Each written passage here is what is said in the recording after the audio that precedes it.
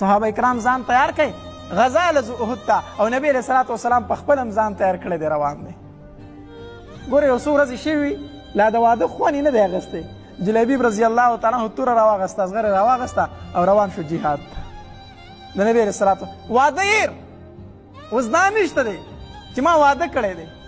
د نبی علیه الصلاة وسلام سره روان شو او غزا له لاړ. چې احد ته لاړو او دا غزا ختمه شوله نو نبی علیه الصلاة وسلام صحابه کرامو ته وفرمایل وی لاړ شئ او تاسو شهیدان وګورئ څوک څوک در پکې نشته دی هغه وګورئ. صحابه کرام وفرمایل وی پلانکې نشته دی پلانکې نشته دی د یو نوم یې اخیستو پلانکې صحابي نشته پلانکې نشته دی. نبی علیه الصلاة وسلام ورته وفرمایل وی نور څوک نشته دی.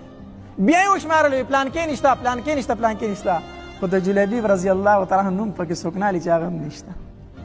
دا ولې ما درته وي هغه یو ورک صحابي و غریب و نسب یې نه و حسن یې نه و. داسې سړی په معاشره کې بیا څوک نه یادوي. ټول خلک یاد شي خو جلیبیب رضی الله تعالی عنه چا نه یادو. نبی علیه الصلاة وسلام ورته وفرمایل وی د الله بندګانو زه پکې جلیبیب نه ینمه نورو خلکو نه یېرو خو د دواړو جهانو سردار ته یادو. تاسو خو ما ته یو تن شمارئ خو زه جلیبیب نه ینمه ما له هغه ولټوئ. صحابه کرام لاړو ګرځي یو تن راغی د الله پاکه پیغمبره د احد د مقام نه بار شهید شوی دی هلته پروت دی.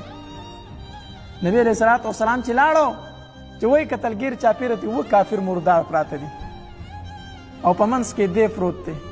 نبی علیه الصلاة وسلام لاړ او دا خپې داسې وغځولې او ده دا سر یې راواغسته په دې خپلو خپو یې کېښودو او دا خپل ټوکې راواغست دا پټکې او دا مخ یې په داسې د دوړو نه پاکو. او نبی علیه الصلاة وسلام وفرمایل جلیبیب اووه دې مردار کړي خو بیا یې رالته شهید کړی او نبی علیه الصلاة وسلام وفرمایل دې زمانه دی او زه رده نهیمه د جلیبیب څوک نشته دی خو دې زمانه دی او زه رده نهیمه. صحابه کرام فرمایي وی هر سړي خپل رشته دار په غېږ کې راغستی و چې شهید شوی و هر چا خپل مړي راغستي و شهیدانو د جلیبیب څوک نه و چې دی په غېږ کې روچت کړی وی. وی دې ته نبی علیه السلام خپل دواړه خپې غځولې وې په غېږ کې ایښې وه او د مبارکو سترګو نه به یې اوښکې بهیدي او دا به یې ویل چې جلیبیب زمانه دی او زه د جلیبیب نه یم. صحابه کرام فرمایي وی جلیبیب رضی الله تعالی عنه د نبی علیه الصلاة وسلام په غېږ کې در هغې پورې پروت و تر څو پورې چې قبر مبارک نو تیار شوی او چې کله قبر تیار شو نبی علیه الصلاة وسلام په خپلو مبارکو لاسو کې راواغستو وی جلیبیب به زه ښخومه او په خپلو مبارکو لاسو یې په قبر کې کېښود. دې ته څه ویلی شي؟ مینه محبت ویلی شي د نبی علیه الصلاة وسلام سره. ګوره جلیبیب په دنیا کې چا نه یادو ورکو په دنیا کې خو په اسمانونو کې یادو د دواړو جهانو سردار ته یادو ځان داسې جوړ کا چې په دنیا کې دې تا څوک نه پېژني خو چې په اسمانونو کې دې خلک وپېژني. په دنیا کې دې تا څوک نه پېژني. ډېر کرته په دنیا کې داسې خلک چې بې نامه وي څوک یې پېژني هم نه ورک ګرځي خو بله په اسمانونو کې د هغه نوم ډېر یادېږي د هغه نوم ډېر په اسمانونو کې یادېږي. او ډېر خلک په دنیا کې داسې چې مشهور دا ملک صاحب دی دا خان دی دا حاجي صاحب دی دا شیخ صاحب دی دا مولوي صاحب دی څه ډېره غوغا او واویله د هغه ډېر یادي خو په اسمانونو کې د هغه نوم ورکي.